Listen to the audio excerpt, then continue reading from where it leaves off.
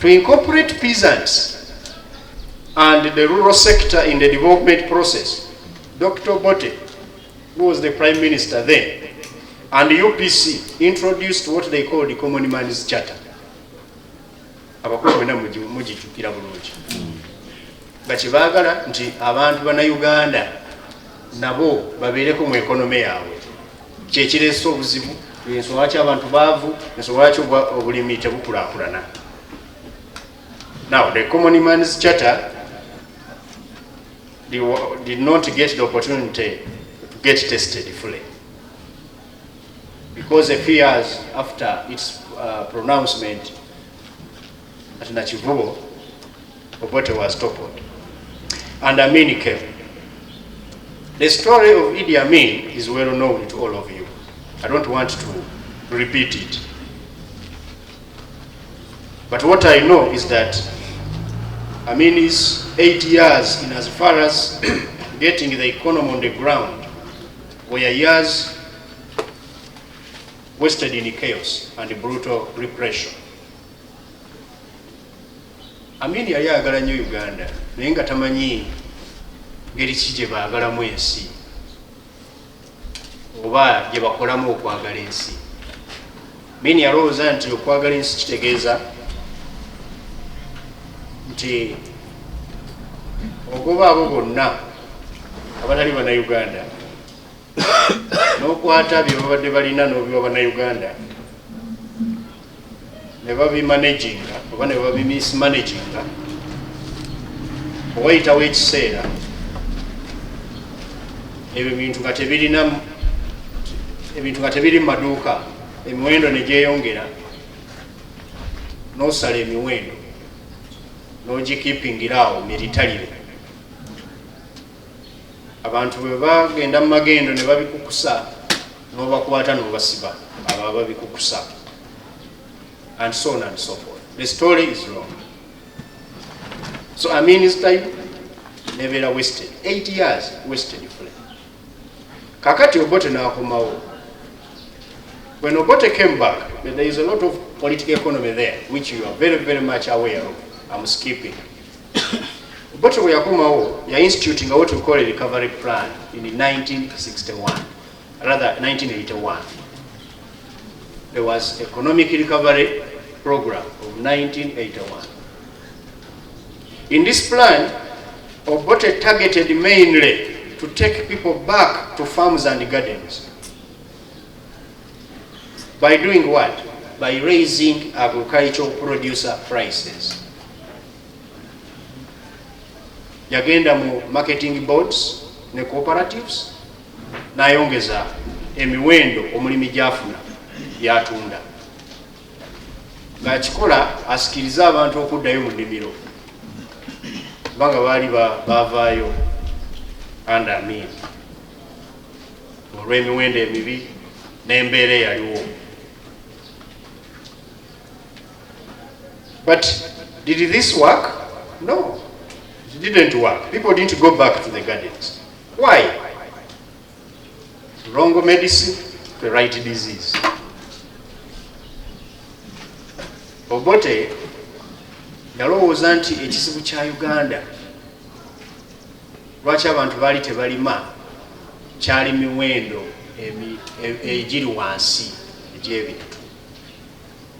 Abantu abalala bangi nnyo mu Uganda up to today balowooza nti yensonga era ne bagiteekako nnyo essira nti bwe banaafuna akatale somewhere ne batundayoko mwanyi ku muwendo omulungi abantu bajja kuddayo mu mwanyi. Era wabaawo boom, abantu ne baddayo ku mwanyi. Boom mugijjukira ya 94, 95.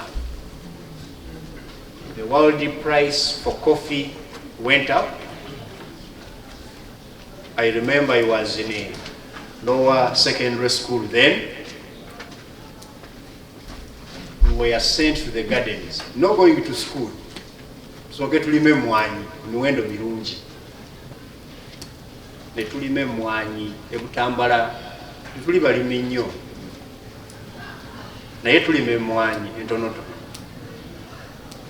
Nanzijukira ebiseera ebyo twalaba nga emmwanyi zino zirwawo nnyo n'okula eza robusta, ne batuleetera corona coffee, ne tugenda ne tusigula n'ebitooke tulime emmwanyi. How together? Yes, sir. On that side, Eddie. Kakati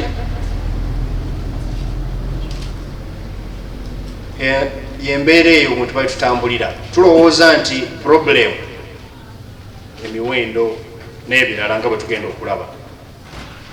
Kakati ekibuuzo tulina okwebuuza, why do Ugandans fail to increase agricultural production and productivity? Kiki ekireetera bannayuganda obutenyigira mu bulimi obwenfuna mu bungi, large scale, oba wonna we babeera bali? Lwaki bannayuganda tebaagala kwenyigira mu ebyo gavumenti byetugamba? Nammwe ba leaders bye mubagamba, bannayuganda banafu bunafu, babazaala banafu. Are they lazy? Ugandans baagala bwavu, bannayuganda basiru. Kiki ekibaleetera okubeera nti tebakola ebyo bye tusuubira nti bandikoze? Ekibuuzo ekyo kitugenda okusimbako essira leeta, naye nga tetunnabagendeyo ku kibuuzo ekyo. Efforts did not stop at Obote's time. When NRM government came, bajjeno bano nga bamaze okugoba all of those fascist governments, and also even the counter-insurgencies. They have been involved in so many efforts. I can summarize a few here. Under NRM, this government, we have had a program called PAPSCA. You remember PAPSCA? Program for Alleviation of Poverty and the Social Costs of Adjustment. Eno program yali ya World Bank. Ngejireso olw'ensonga nti World Bank mu mwaka okutandika ne 1989 baleetawo enkola eya structured adjustment programs okuddira okukyusa engeri economies zaffe ezalinga zifaananamu. Batusanga tulina cooperatives, marketing boards, nebagamba no problem yeeyo, ebintu ebyo tukyuseemu, liberalizing emiwendo gibeere nga giri determined by market forces and so on. You remember SAPS very well.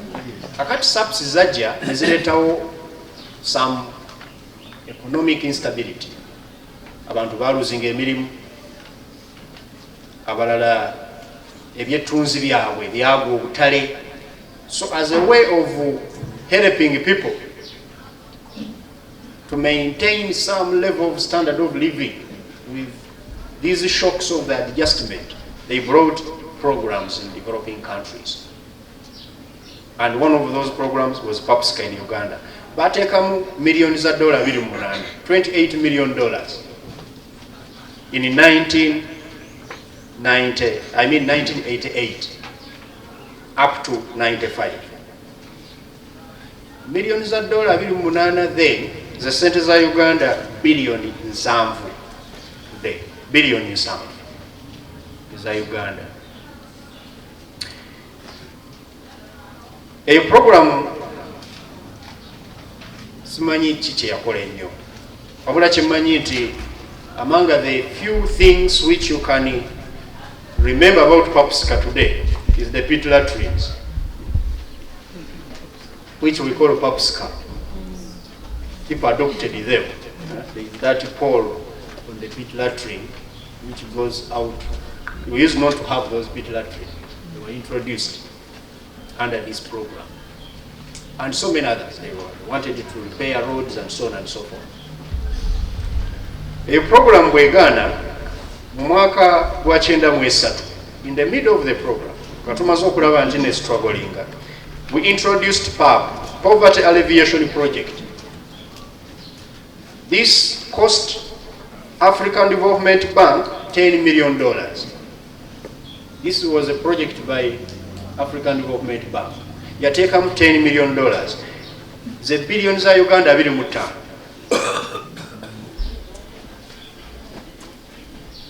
Eyo nayo nefa. In 1994-95, that financial year, government ya Uganda neretawo entandikwa scheme. Dr. Tsamba Mugerwa. I was with him last week and I asked him about entandikwa scheme.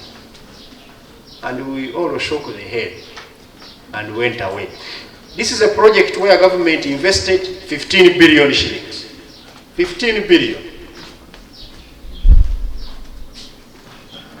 Ewegana muchenda mu musanvu ne tuleetawo poverty eradication action plan. Eno nga si necessarily anti-poverty program, but it was like a policy framework. A policy framework for the government of Uganda. Ebintu byonna ebikolebwa government mwe binaayita Poverty Eradication Action Plan, PEP. Kyenda mu musanvu. PEP twagigaddewo mu 2008. Lwaki? Gye tugenda okulaba. PEP yali ekyagenda mu maaso. World Bank era netugamba nti tusaanamu what we call Poverty Action Fund. Poverty Action Fund. Ngeno fund yakuyambako government to target those projects which would help people to move out of poverty under the PEP. Kubanga yo PEP nene nnyo, funayo fund egenda mu bintu ngokola enguudo z'omu byalo, ng'okuzimba amasomero, okuzimba enzizi and so on. Eyo PEP ya rather puff ne bagiteekamu millions za $4 mu mwaka ogwasooka. Millions za $4 ze billion za Uganda 10. Billion za Uganda 10. Eyo ekyagenda mu maaso up to today. Naye simanyi oba mugimanyi ng'abakulembeze era mugiraba ne byekola. PAF. Then mu mwaka gw'2000 netuleetayo kyetuyita Plan for Modernization of Agriculture. Plan to modernize agriculture. It was a part and a partial of the PEP, but implemented at the turn of the new millennium. Ebeera kyagenda maaso Plan for Modernization of Agriculture ne tuleetawo Vision 2025. Vision 2025. Abasinga temumanyi tutwalinayo ne vision ye. Bamanyi Vision 2040.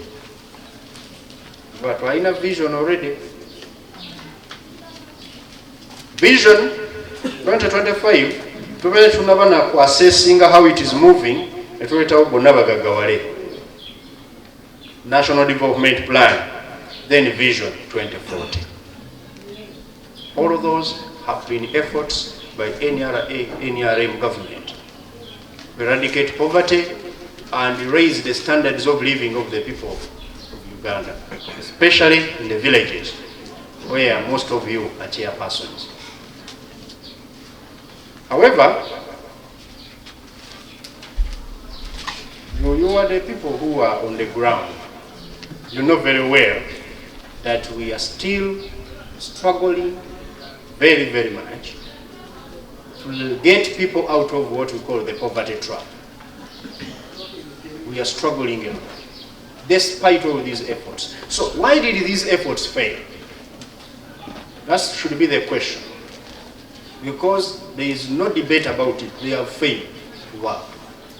Okay, they contributed some reasonable results.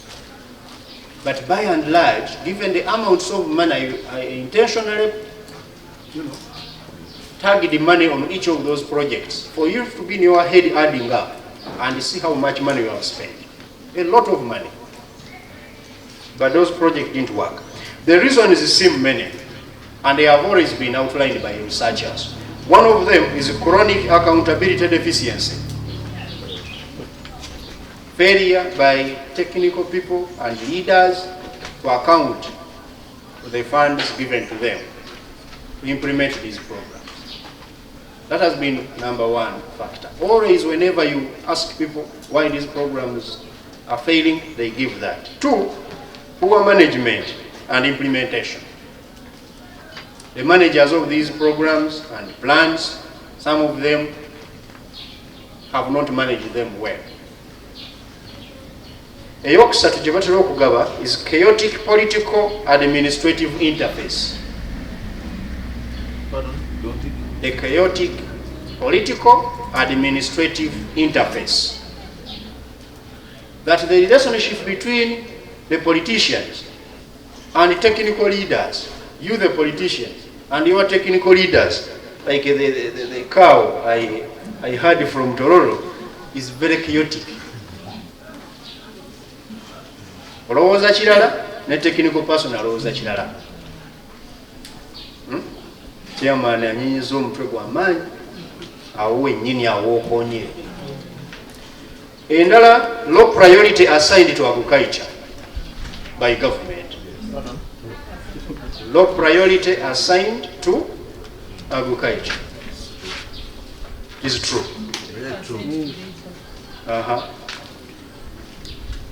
Eyokutaano, low priority assigned to infrastructure, especially feeder roads, health facilities, rural energy, etc. etc. The list is long, very long, of these factors, and I haven't seen any head shaking like the Indians. All heads are shaking in affirmative. However, the question still stands. There have been these efforts with their challenges. But why do Ugandans, despite all the efforts by government and development partners to boost agriculture and reduce poverty, fail to increase production and productivity?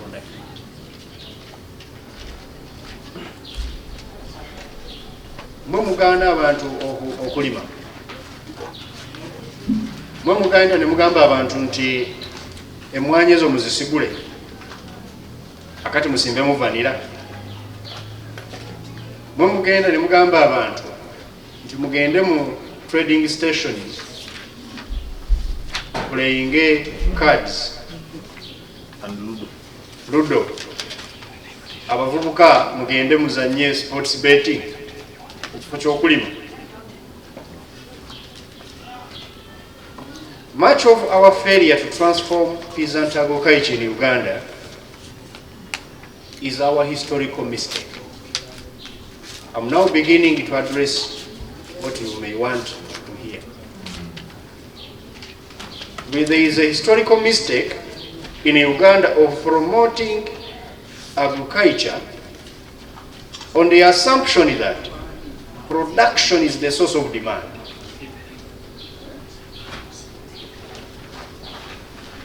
Mpuliriza nnyo radio ne mpulira aba leaders. Mugenda ku radio notandika bannanga abantu mugende mulime, okulima bwe bugagga.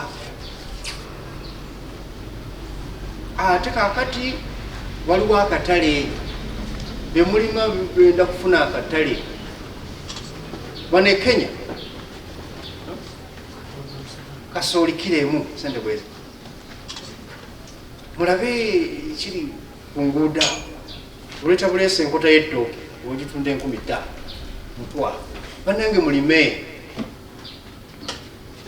Obote yawandikanga ne ku mmotoka, gulomo wa kofi, gulomo wa tea, gulomo wa maize. Ebiseera ebyo nawulira nti by the way tulabika tukyakola bulungi okumobilizinga abantu. Mama nzitukira ebiseera ebyo nali mu one of these workshops in Entebbe of agriculture, and one of the leaders was saying tetukyakola bulungi, we nakulira nga buli motoka eriko grow more this. Tuddeyo ku cooperatives affe tuteekeko historical mistake. We have always assumed that we can convince farmers to produce because the market for their produce is guaranteed.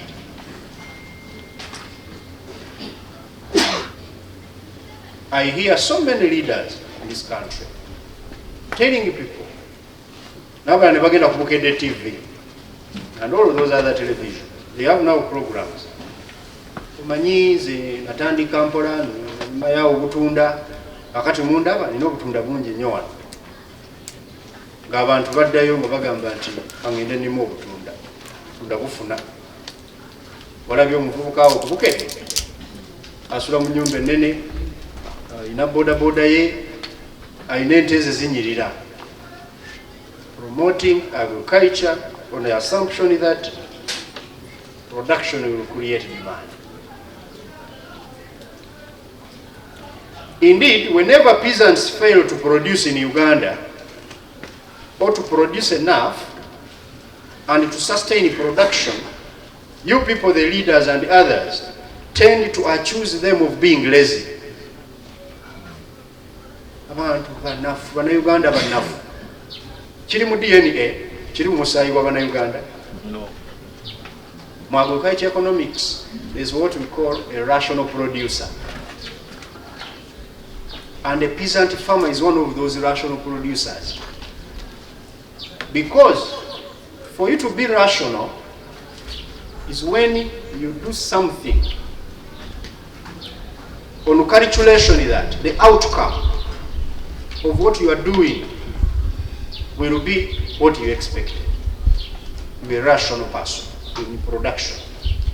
You are a rational consumer if you consume a product where the satisfaction, the utility will manage to quench the thirst or the hunger without bringing you side effects. For example, bagenda kutuwa ku mmere wano. Rational consumer yagamba nti kakati fire akatipa ka soda, ne bakubuza soda ki? Agamba Fanta. Atali rational agamba yenna aliwo nga baleeta. Olumala n'okamala muzeeyi tukyalinawo ka soda tuleeteyo kaluwa.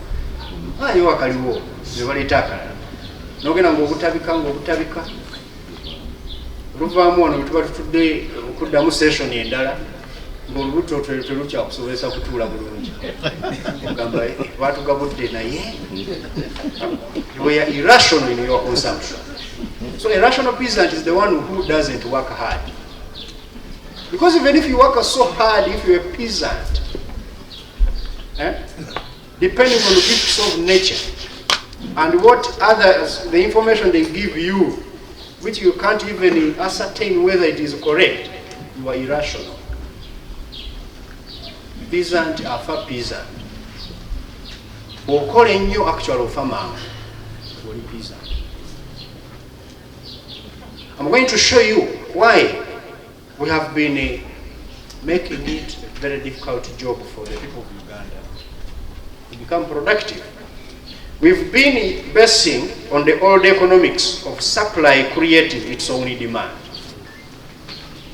Those of you who have ever studied some economics in high school, bainanga gye bayita says law of economics. Supply creates its own demand. The man is called Say. Robert Arthur Say. He was an Englishman. He wrote a book many years ago in 1799. Adam Smith wrote his book in 1777. This man a few years later wrote a book and he said that whenever you are guiding people to produce, please give them this buzzword. Supply creates its own demand. That let someone supply a product, the demand will always be there, will always be created. Many economies used to depend on this law to guide their economics until they realize that it doesn't work. and they left it. In Uganda, in the 21st century, we are still asking people to supply, the demand will come. Why Operation Wealth Creation could be the answer? Operation Wealth Creation and its pilot model here, which you have visited, the Namunkekera, are pioneering the empirically proven economics of demand creating its own demand, or its own supply. The other way around. Let us discard the economics of, say, supply creating demand, now demand creating supply. Ekyo kyengenda okusimbako esira okunyonyola kyekiki kyentegeeza kubanda abo abasinga muli puzzle. Ono atugamba biki bino? Si economics w'Emakerero nedda bannange. People of Uganda cannot have the incentive to produce more if their harvest goes to waste or is bought at prices lower than they anticipated. Newe munagenda ku radio za CBS na kinemu ne mwogera okuva enjuba lwevaayo paka lwerigwa ennyanja lwezirikana nga muyita bannayuganda balime naye nga bye bagenda okulima after one season or two either bibeerawo ne bibavundako oba ne bitabeerawo ne babigula naye ku miwendo emitono okusinziira ku ebyo gye baali basuubira tebagenda kuddayo mu nnimiro. Human beings are born rational. You can't fool them. Nsonga lwaki olaba nti waleero abantu akeera n'agamba kangende nnime kasooli, kasooli ali katale n'agenda n'alima kasooli era n'amala n'amutunda katale n'aba musanyufu nnyo n'ayongera nako ennimiro obunene. Kakati n'abalala ne bamanya gundi oyo no yalima kasooli kati mwavuze bodaboda mwaguze ntebe nnungi mwazimbye nange kannimeyo kasooli kati ekyalo kyona ne kirima kasooli. Akati omuguzi najja n'asanga kasooli omuyitirivu n'agamba nti akati okuva n'olwaleero oba mbadde mbawa nusu 8 buli kilo kati mbawa 2.